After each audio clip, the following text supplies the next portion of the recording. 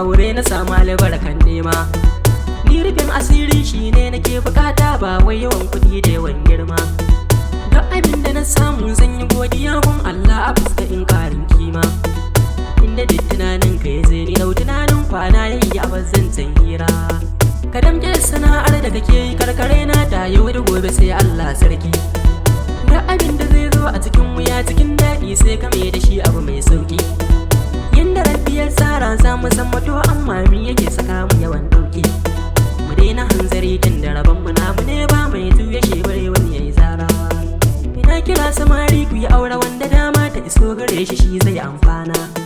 Ku zo ku tsini 'yan matan zamani yawan buri ne yake zagata mu a rana.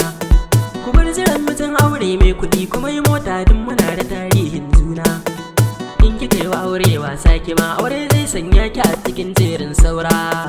Na zamo gadon garke fushin ta ma a ganna kyale ni ba ni tsoron makiyana.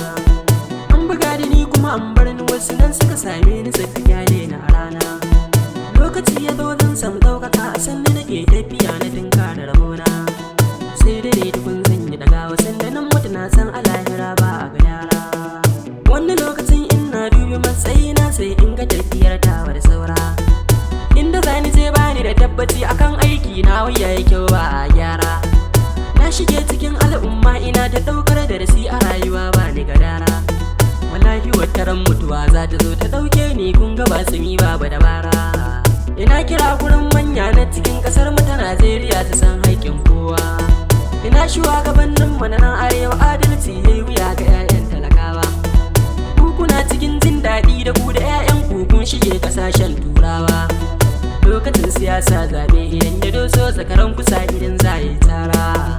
Muna da tsangaya ɗakin kwana an hana mu kwanta mu samu ma 'yancin bacci. An hana mu noma kuma an hana mu mai kiwo rayuwa muke yi da takaici. Dukiyar mu an kwashe masu garkuwa sun yawa saboda tsabar zalunci. Abin yana sakani yawan damuwa marayu na ƙara karuwa ba a gyara.